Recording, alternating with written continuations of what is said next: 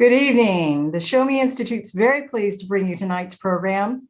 For those of you who don't know, the Show Me Institute is an independent research and education organization. We focus on Missouri fiscal and economic policies from a free market lens. We don't believe that more government is the solution to every problem. Instead, we promote solutions to the problems facing our citizens from the perspective of what can we do to unleash the power and creativity of individuals. Please learn more about us at showmeinstitute.org, on Facebook at Facebook.com/Show Me Institute, or on Twitter at Show Me. We're going to be taking questions during this program, and I forgot to introduce myself. I'm Brenda Talent, the CEO of Show Me. And if you want to ask a question tonight, look at the bottom of your Zoom screen and click on the Q&A box. There you can type your questions, and Zach Lawhorn from Show Me Opportunity will be our moderator during that portion of the program. So it's my great pleasure to introduce our speaker for this evening. Robby Soave is an award-winning journalist and author. He's a senior editor at Reason, where he writes about free speech, education and tech policy, criminal justice reform, and cancel culture, among other subjects. His work has appeared in the New York Times, the Daily Beast, and U.S. News and World Report, just to name a few. In 2016, Forbes named him to the 30 under 30 list in the category of law and policy. And tonight, I think you're going to learn why.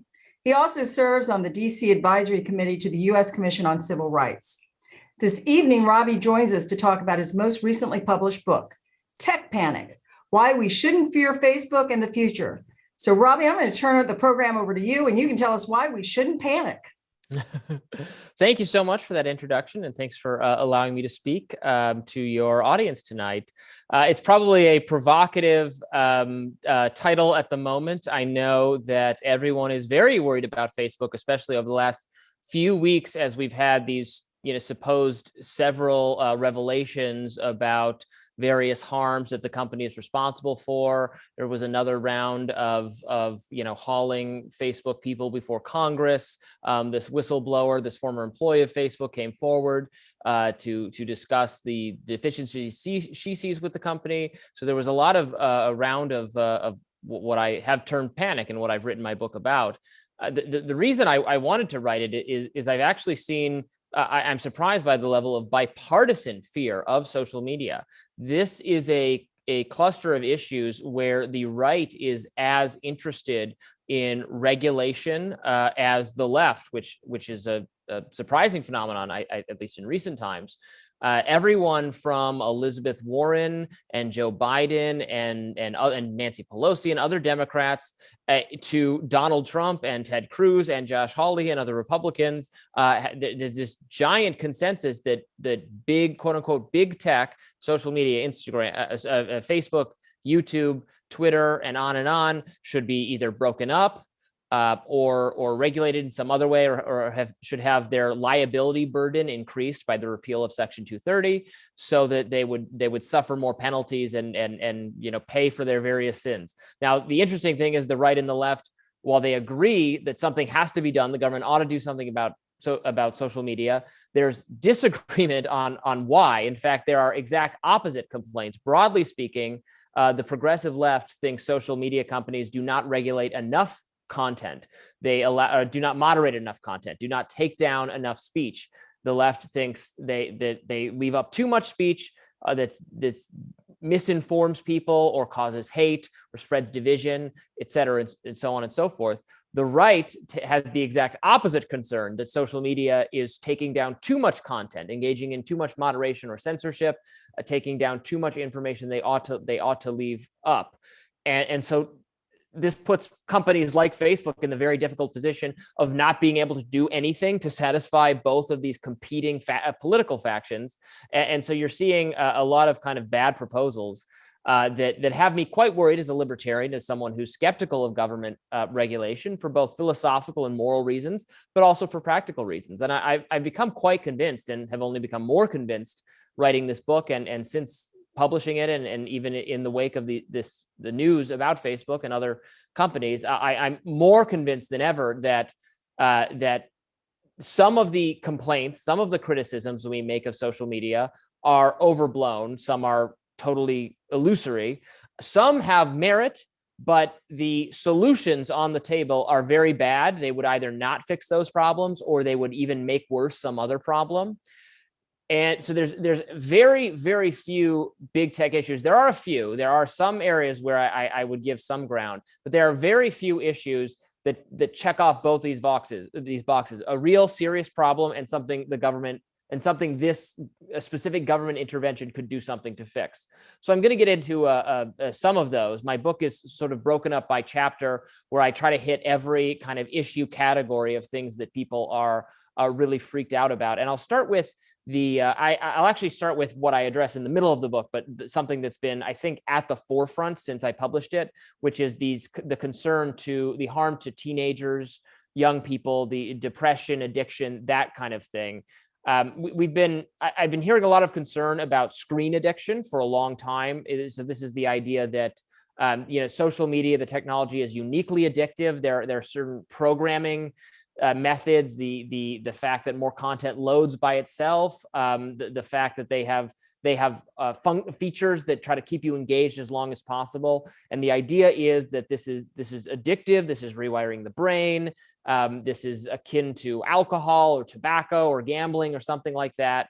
And it's having a negative impact on teenagers' mental health. That's the concern. And this is something the Facebook whistleblower, Frances Haugen, who left the company and came forward and gave all these bombshell scoops to the Wall Street Journal, and has had this major PR rollout, which is something that first made me skeptical, and more on that in a little bit. But it was broadly saying that Facebook, she claims that Facebook has these internal documents suggesting that in their own internal surveys they did of young people, that particularly Instagram, which obviously is owned by Facebook, has some percentage of female teenage users are having really bad mental health, or self-reporting mental trauma and anguish and depression, body image type stuff, because of how fake looking and fixed up and enhanced and edited the pictures of beautiful people are on Instagram, and that this is a really big problem. And there's other data about young people having higher self-reported rates of depression and anxiety and things like that. So I looked at the data. I have to tell you, it's just not that compelling. First of all, survey results showing young people are having some kind of negative experience or emotional experience or sad experience with anything was not that surprising, because teenagers have a tough time. I bet if you surveyed these same people on whether they're having a negative time at school, or whether they've been bullied or made depressed or sad or something, I bet you would get like a 90% response rate. And in fact, as we've destigmatized talking about mental health, more and more people, especially young people, they practically brag about their traumas and their triggers and those sorts of things. So it shouldn't be surprising, as we've eroded this stigma, as we've made it more acceptable and even advantageous to admit to struggling with depression and anxiety, et cetera. I'm not surprised to see more young people self-reporting it. I'm also not surprised to see more people self-reporting it after the misery of the last 2 years, when we told young people that they had to forego all their social activities, their social life, stay indoors all the time. We made them be addicted to their phones during this time period, but I suspect social media was probably a net positive for them. And you see interesting stuff in the data like that all the time. You see that, for instance, so the kids who use their phones and social media the most do have some negative health outcomes, but so do the ones who don't have access to social media at all, because what they're using with the technology is communicating with friends. So if they don't have any friends, they're not using it, and that is itself a bad thing.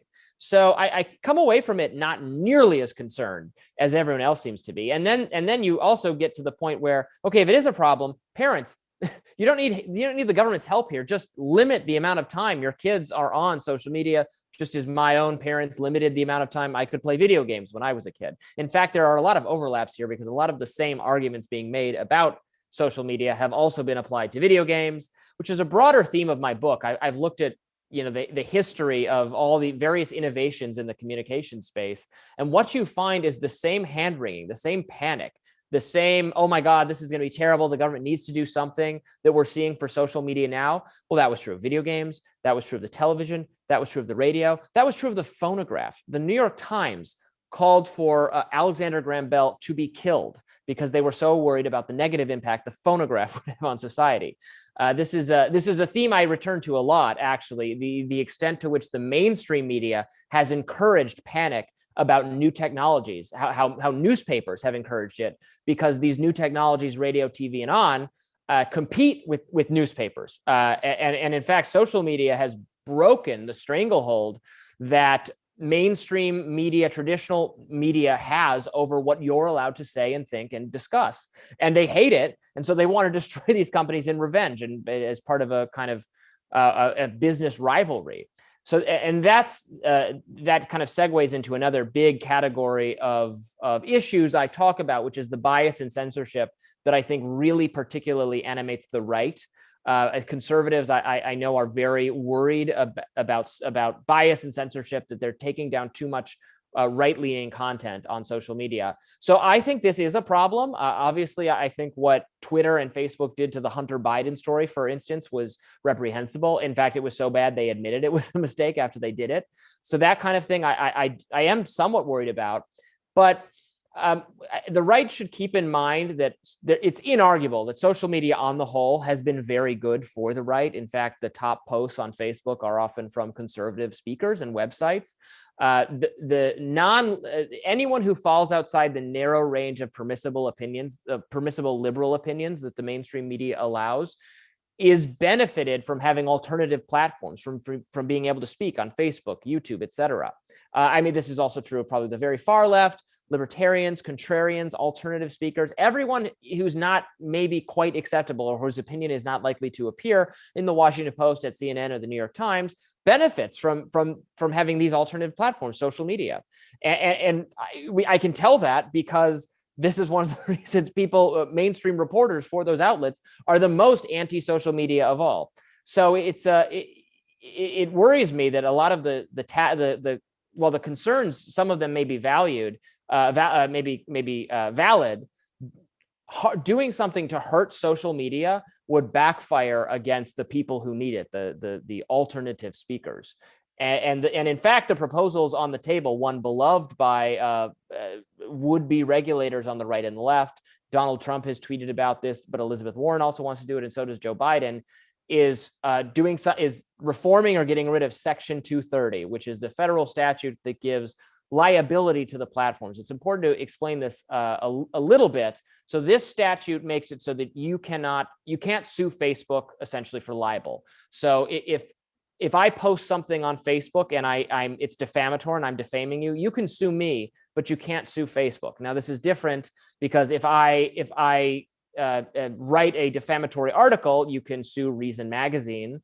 You can sue me and Reason. If I publish a defamatory book, you can sue me and Simon & Schuster, but you can't sue Facebook or any other web platform. They are not treated as the speaker. Only the literal speaker is treated as the speaker. And it's Section 230 that sets up that regime. That's a very good thing, because if the social media sites took on liability for your posts, what would happen? They probably wouldn't let you post. Or they might have some approval system where only verified people can post, only people they trust, but you would not be able to write at will, because then you would subject the company to liability. So it should be pretty obvious why conservatives should not embrace this, getting rid of this law, because the immediate result would be all of these platforms taking swift action against speech that concerns them or could get them in trouble, which is disproportionately likely to be right-leaning speech. So it's a very bad proposal. It would also just kind of wreck the internet as we know it, what we're all accustomed to, just being able to post on our own at will, express our ideas without prior approval. That regime might be gone.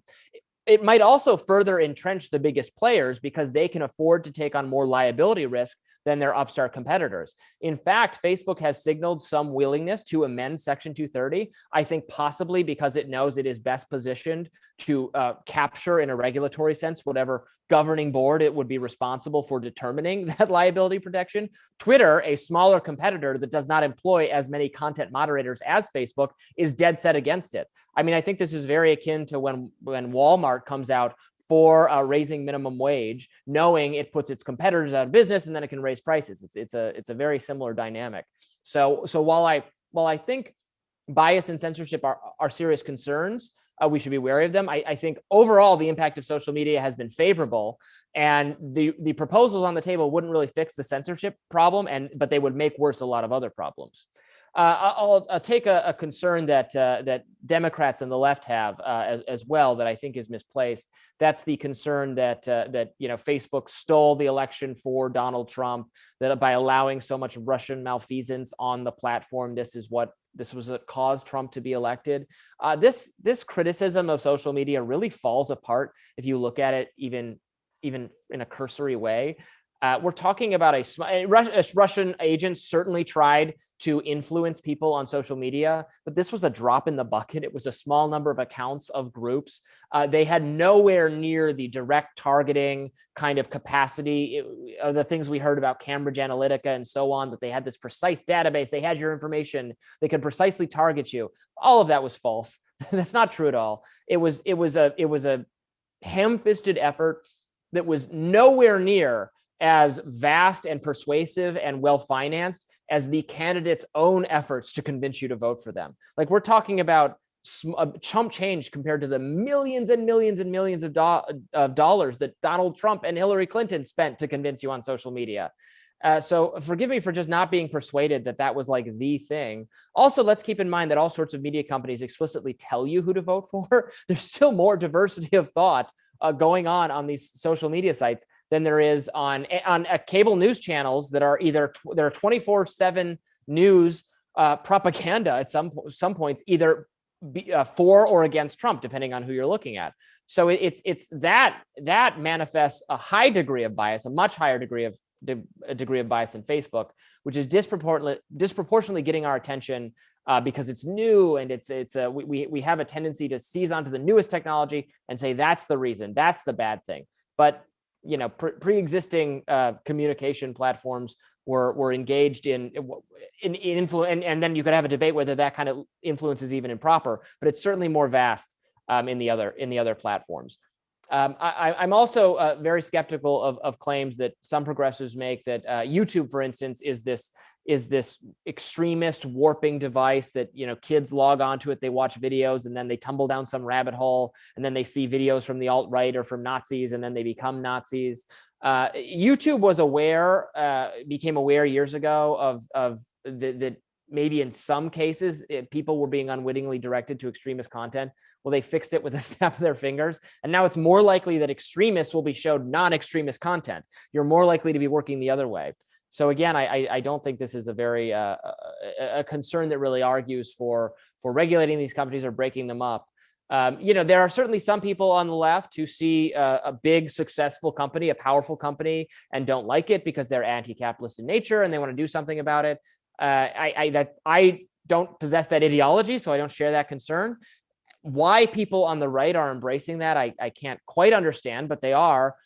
But again, breaking Facebook or any of these other companies into individual companies, you're still going to have some of the same moderation problems. In fact, you might have the companies aggressively censor in a more aggressive way in order to cater to the same base of the uber woke. In some ways, I think Mark Zuckerberg has a more reliable commitment to free speech principles than some of the people who work in his company. So giving him less control over the company or a smaller scope of it actually doesn't seem to be like such a good idea.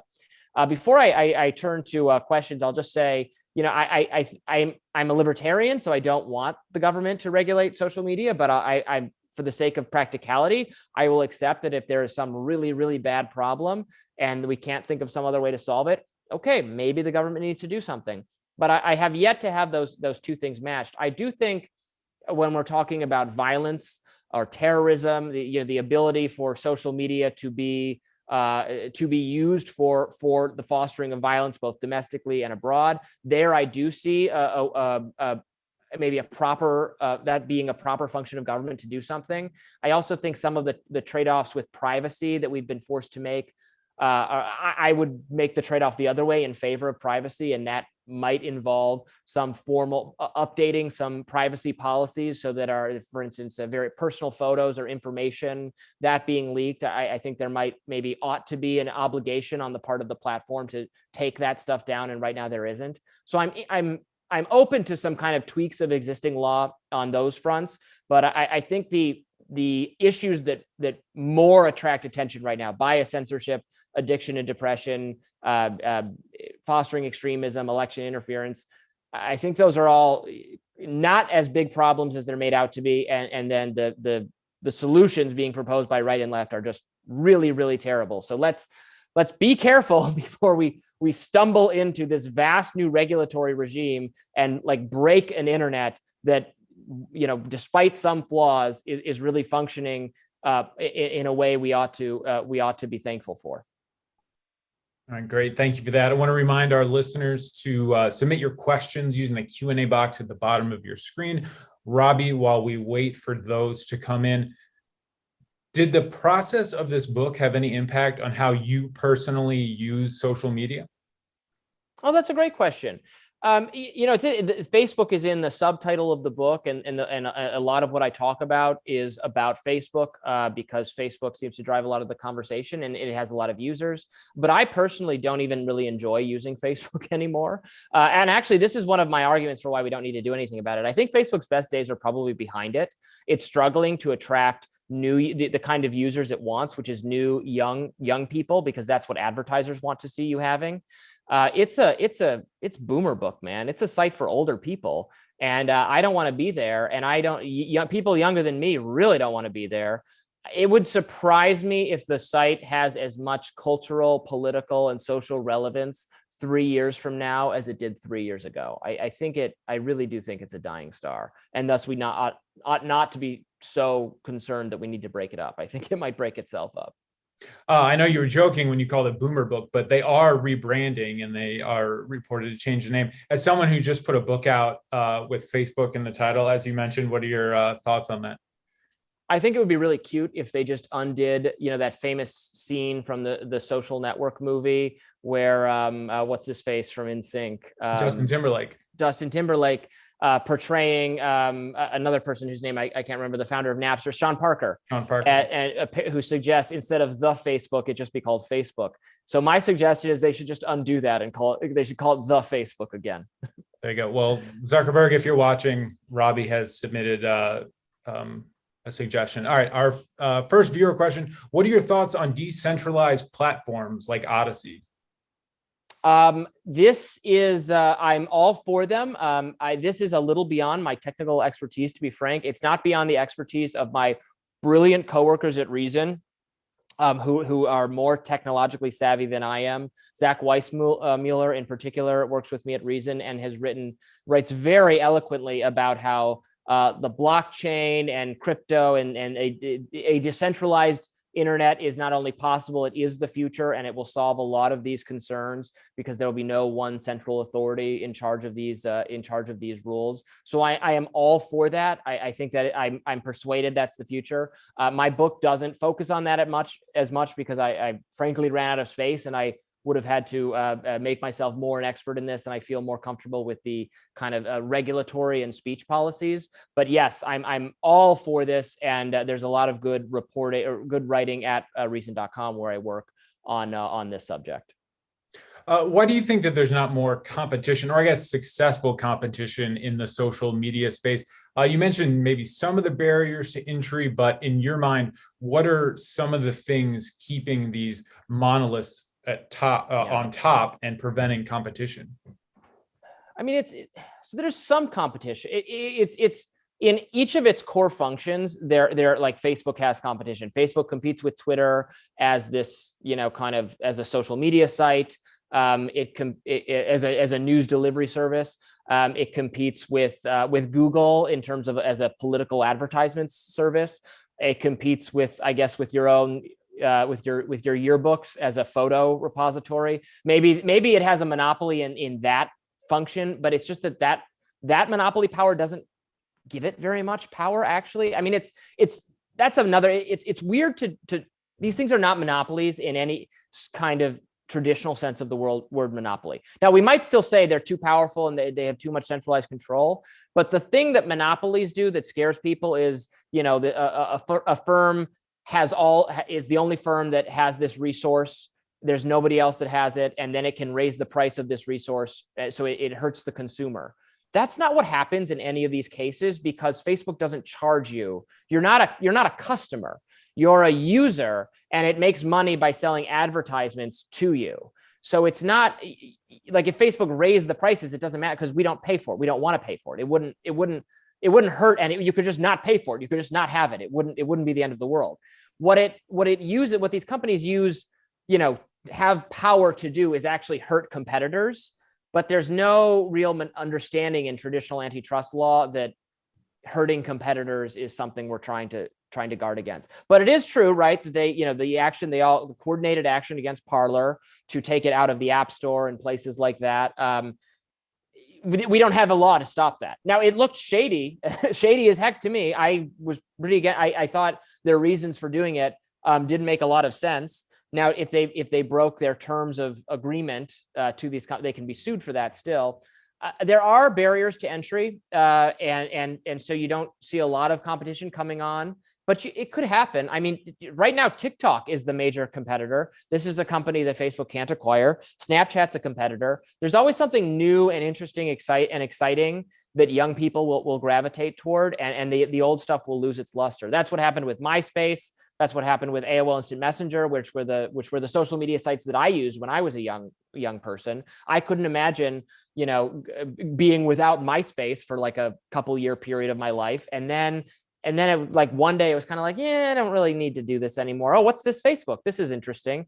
So you can't convince me that couldn't happen again or won't happen again. So you mentioned TikTok, and you write about it in the book. Do your feelings change at all when you're talking about a US-based company like Facebook versus a foreign company, a China-based company like TikTok? I'm super concerned about Chinese companies. I'm concerned about the compromises our own companies have made. Now, and I'm not just talking about the social media space, but make to satisfy Chinese censors. But we should be careful that we don't do to our companies exactly what China does to their companies, which is, the Chinese government tells them exactly what their speech policy should be. And now some of our people, some of our political figures are saying, yeah, China's bad, which I agree with. China's bad. What are we going to do? Oh, we're going to treat our companies the same way China does. So that doesn't make sense.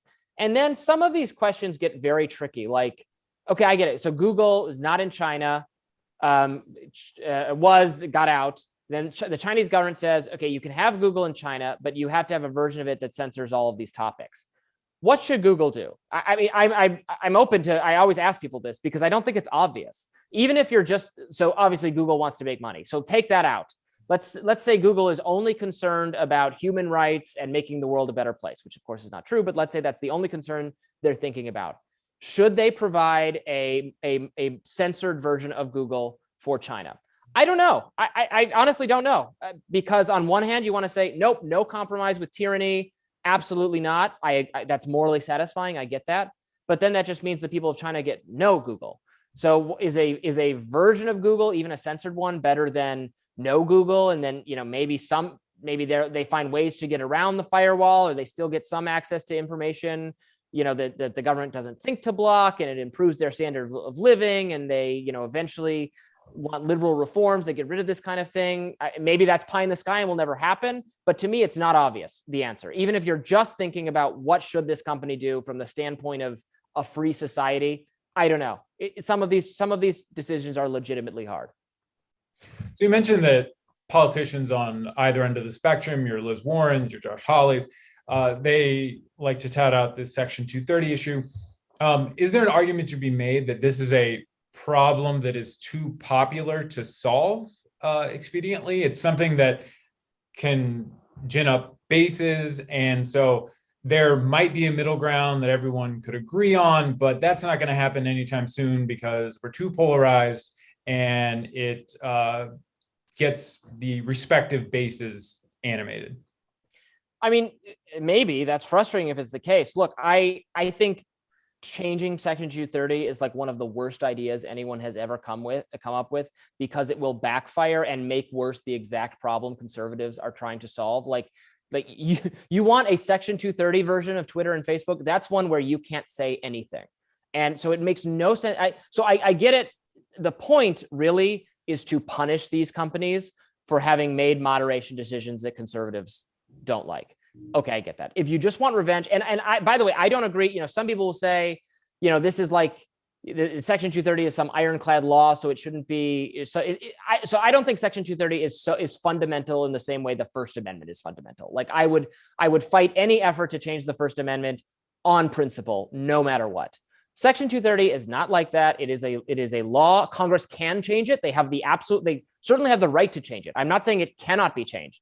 They can change it. They can get rid of it. It's only existed since the 1990s. It was not devised.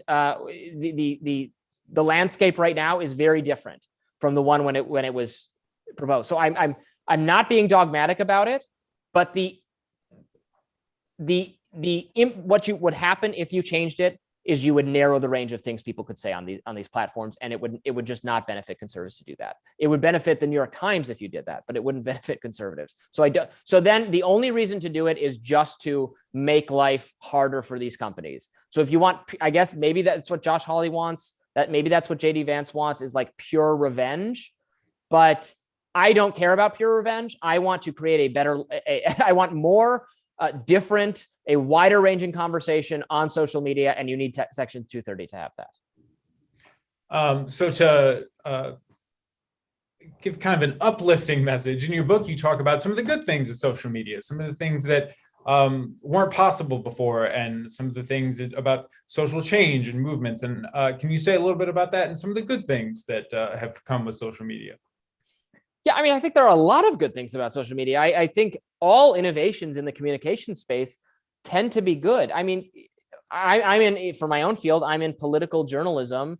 If I wanted to, have a discussion or an argument with a rival political journalist, with someone who works for The Atlantic or New York Magazine, 30 years ago, I would write them a letter. I would, try to get or even for non-political people who want to engage in speech with their elected officials or with journalists or other people, they would have to write a letter to the editor, write their congressman.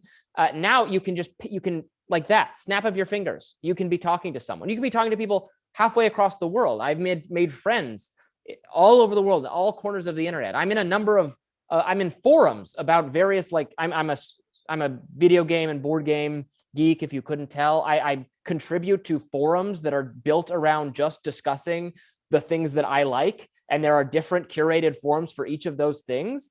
That's great. That's awesome. Especially, and I think actually the benefits of social media should be even more obvious after the pandemic, because it was a horrible thing we all went through, and we were ordered by our government not to do the most human thing of all, to socialize with other people. I don't think, what we're doing right now, I don't think Zoom is a great substitute for in-person gatherings. I don't think Facebook and Instagram are a good substitution for kids doing activities and sports and clubs and getting together. It's not a sufficient substitution at all, but it is better than nothing. People would have gone even crazier without these platforms. We are lucky we had them. We're lucky we have Amazon. I'm talking more about the speech related ones. Amazon, which I guess is closer to a traditional monopoly if you think about it, but it doesn't matter because it's good. It cheaply provides you things you want overnight or in a very faster than anyone else can deliver them to you. And so what it's done with its tremendous power is things that everybody likes and wants. I mean, it shows these companies are all more popular than Congress is. They're more popular than anything except the military. So maybe instead of government breaking up big tech should break up government. Nobody likes Congress. Everybody likes Amazon. Rest my case. So there's the addiction part, and then you mentioned Cambridge Analytica a little bit, but how do you feel about people's concerns about data collection? And, people, you hear stories about people mentioning Toyota in their kitchen and their Echo Dot here, and then they're inundated with Toyota ads, and people are very bothered by this. So what are your thoughts on those concerns? Yeah, I don't quite understand why people are bothered by this, because the more directly, precisely targeted advertising is, the more useful it is for them, certainly. They're just trying to make money, and I don't begrudge them that. But also for me, if I turn on the TV and I watch commercials, I actually see a lot of Toyota commercials. I see a lot of car commercials, even though I am not in the market to buy a car right now.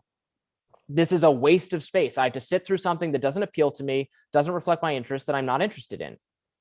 On social media, I get ads targeted to things I might actually buy, clothes or games or whatever it is, based on my purchases, my interests, etc.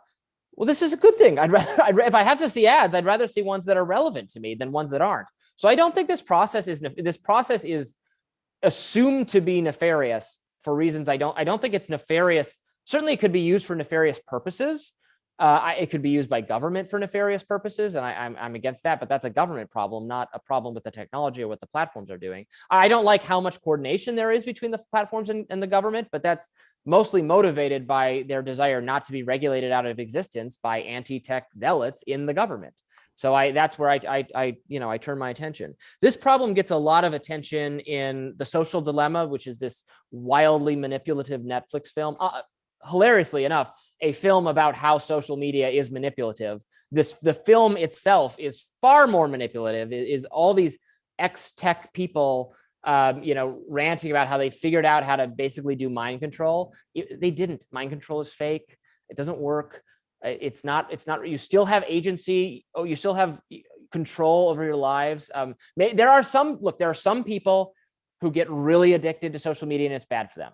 But that's true of gambling. Most people can walk into a casino and not give away their life savings. Most people can't. I've been to the casino, that doesn't happen. Most people are like that. Now, there are some people who are addicts who cannot gamble because they will give away their life savings. There are a lot of people who can't drink, shouldn't do drugs, shouldn't engage in various addictive activities. But I, again, as a libertarian, and for many of these things, we don't make policy at the level of, well, everyone must abide by the rules because some people abuse and or are harmed by these things. That's not where we devolve policy to, and that's not where I think policy should be devolved to.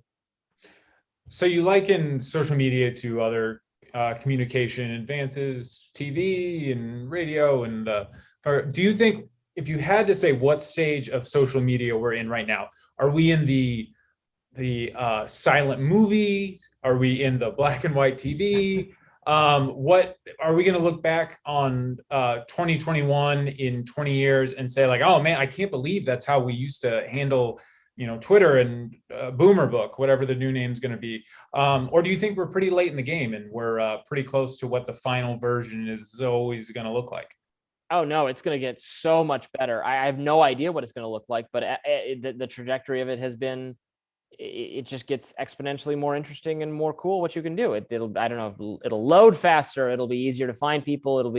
We'll have more. I mean, there are always unsuccessful pivots, right? It looked like we were all going to pivot to voice chat because of Clubhouse, and Twitter is trying to do this with Spaces, I think. I don't know that that's actually going to take off. I don't know that people like that.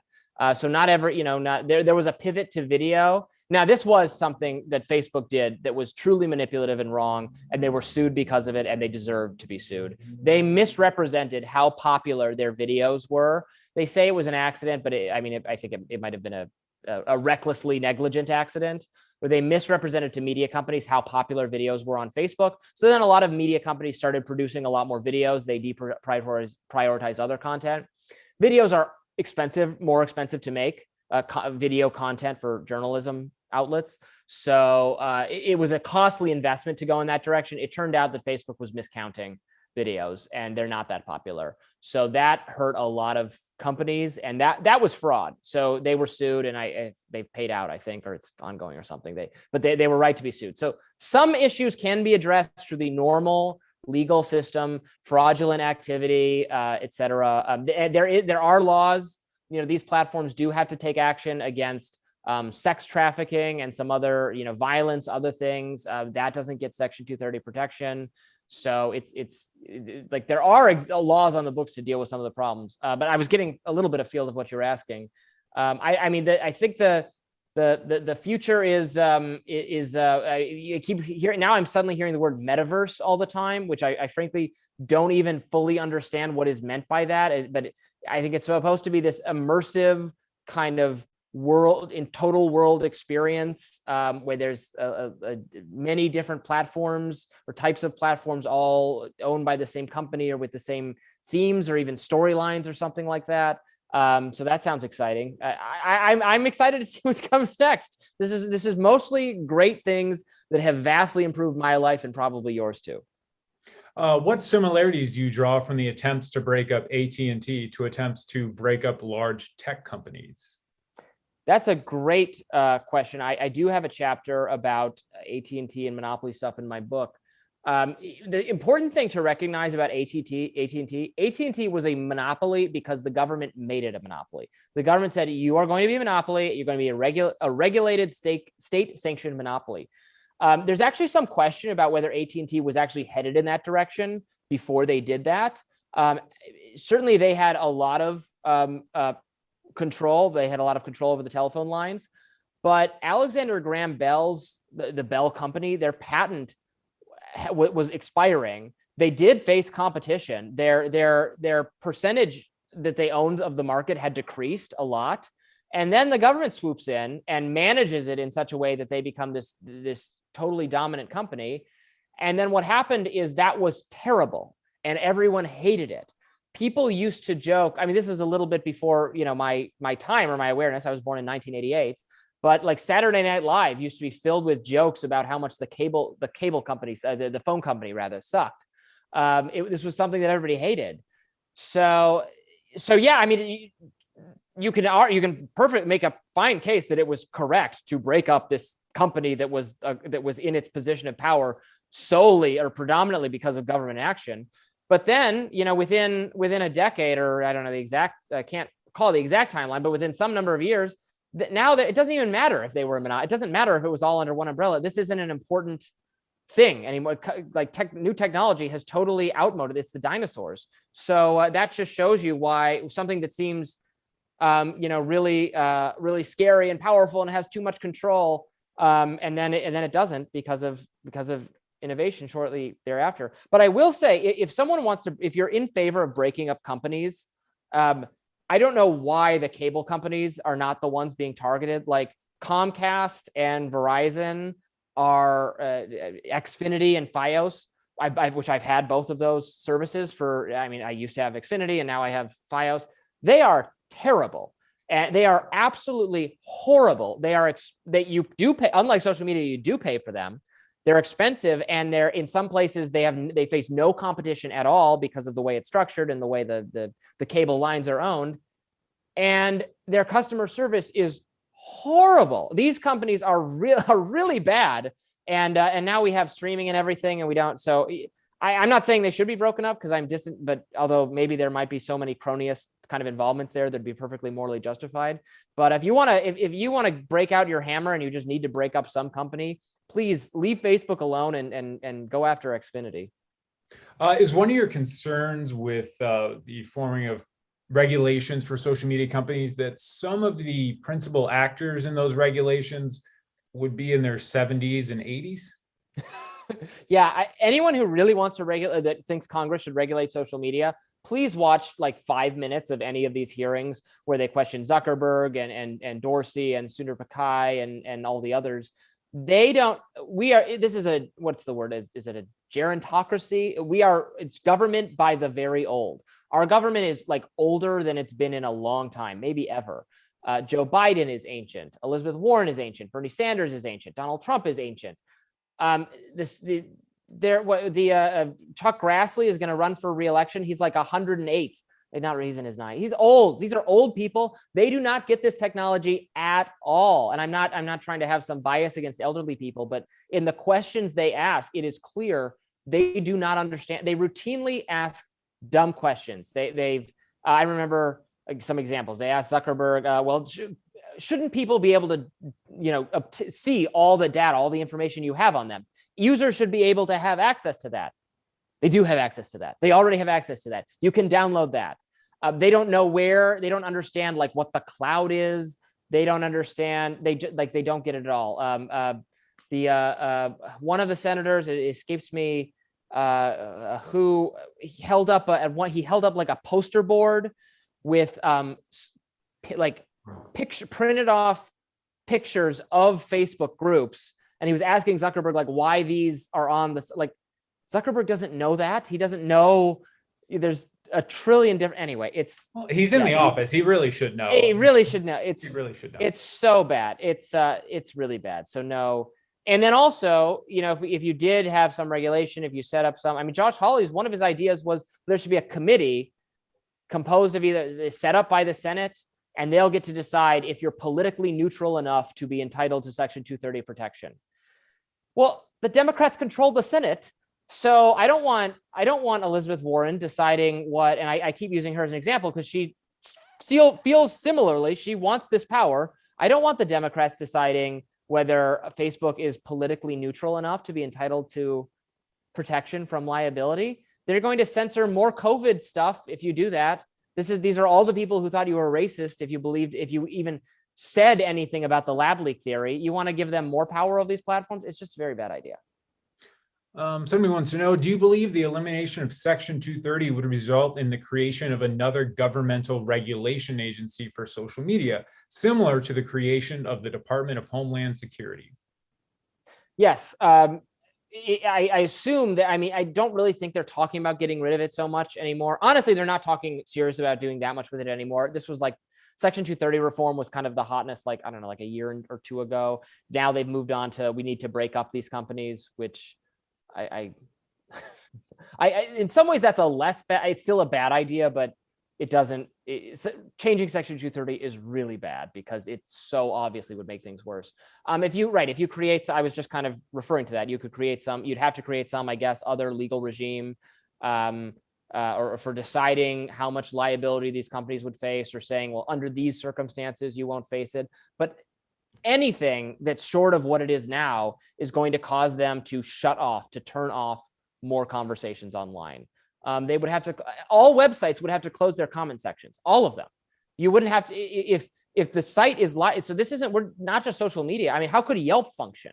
How could, any kind of site where you leave a comment to rate something? It's not going to happen anymore. It's never going to happen because if there's liability for the company. So it would, there are so many different things that would hurt. And whatever the new regime would be, it's not good. It would not be good. How much of this just hinges on us being nicer to each other? How many of these problems would go away if the people using these platforms just acted better? Well, that's a great question. Some of them would. One of my later chapters is about how social media has fueled cancel culture, which cancel culture is another one of my interests. And it's absolutely the case that social media has made this problem worse, because now everything that people say is more likely to stick around in some format. You can dig it up later. It's in a tweet or it's on video or something. This is particularly a problem in the education system for young people. When I was a young person, I'm sure I said really idiotic things that would get me canceled today, because all people were imperfect at some point in their lives.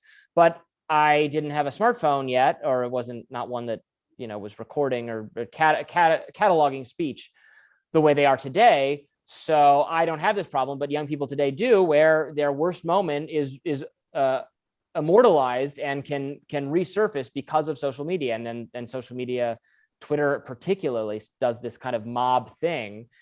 So this is a problem with social media, but it's still not, it's us doing it. It's people behind every one of these things. People should not do this. Now, what policy can just change human nature? There isn't one.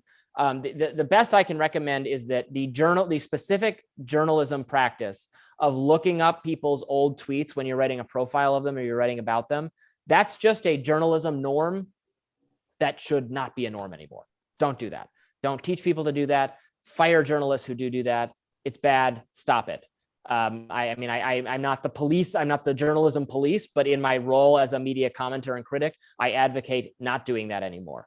So that's the most I can give you. But yes, it speaks to your point, which is that treating each other better, always an option, would overcome some of these problems. We have just a few minutes left, but we've been talking about social media for an hour, and we haven't gotten your thoughts yet on Truth Social. What's your reaction? Right, the new Trump site, right? I mean, I'm always being promised, right? Parler, Gitter, there's other. I've been hosting this YouTube show, Rising, and we talked to Jason Miller, a former Trump official who has launched his own site. Look, I'm for all of these things. I think competition is good. I think everybody should go out and start a social media site if they really want to. The somewhat flawed premise of a lot of these sites, though, is they'll say, yeah, there's too much moderation and we're not going to do that. We're going to be the free speech site. We're going to really allow people to talk, and we're not going to shut down. We're not going to silence. Then I asked Jason Miller, I'm like, well, would you take down this? And he goes, oh yeah, well, that's vile. We would absolutely take down that. Okay, well, you would do some moderation. What about this? Like, there are lines where it's blurry. You can show 10 moderators a piece of content and you might get 10 different opinions on what ought to be done about it. Moderating at scale is very difficult. And I looked at this Trump site. I looked at their terms of service. Guess what? They put in their terms of service, we can take down any content we like if we think it's bad for the site, or it's harmful to the site, or like they gave themselves an out to do whatever they want, which they will always do, because if you don't do any moderation, you end up with a place of harassment and death threats and pornography. And nobody wants that. Everybody who says, no, we just want this unregulated Wild West free site. No one actually wants that, because it's horrible. Everybody wants some moderation. We're arguing about the appropriate level of moderation. We're critiquing individual moderation decisions that were wrong, but also the hypocrisy sort of argument about moderation. A lot of people love this argument. Why is content Y on the platform, but not not this other content, even though this one violates a policy more than this one? Well, it's because no one complained about that one yet. It's enforced on the back end. The system takes action after there are complaints, either generated by users or it's flagged by some automated process, but the referee is reviewing the plays afterward. So it's being judged afterward. So it will always, and there's so much content, it will always look unequal. It will never be enforced totally evenly. It's just not built to do that. There's too much content. YouTube has a gazillion new hours of content every minute. They can't review it all. They're reviewing it when you complain. So if something else is up, it's probably because it didn't get flagged yet. No one complained yet. Good on you for reading the terms of service. That's not enough people do that. Not a lot of people do that. Good job. All right, so we have time for one more question. I'm going to ask you to look into the future and make predictions that you will in no way be held to account for. So there's an election coming up in 2022 and another one in 2024. The last couple of elections, social media played a big role, at least in the news cycle. You heard a lot about it. By 2024, do we have it figured out, or are we in for 2 more election cycles of the same news stories, the same concerns?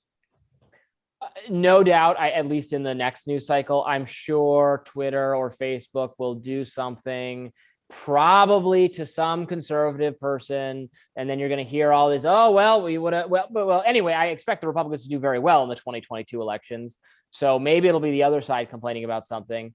I think these complaints might feel even lamer this time, because we just had everyone, all Democrats, everyone on the left in the 2016 news cycle. Oh my God, Facebook caused the Republicans to win. And then we just did the exact opposite of that in 2020, where everyone on the right was saying, oh no, Facebook and Twitter caused Donald Trump to lose. By the way, so if on average they've thrown it one or the other, so on average they don't have any effect, right? So I don't find this complaint persuasive. So I bet we'll still hear a lot of this, but it will not be as big a deal as it was in the last 2 cycles. All right. Well, thank you very much, Robby. The book is Tech Panic: Why We Shouldn't Fear Facebook and the Future. And Brenda, I'll turn it back over to you. Well, thank you, Robby, for a very informative program. And the book, Tech Panic, is available for purchases in stores and online. Our next event is going to be an in-person event on November 10th with Douglas Murray from National Review Institute. Please visit showmeinstitute.org for details. Thank you all for your support of the Show Me Institute, and thank you for joining us this evening. Thank you, Robby, for your time and your insights. Have a good evening.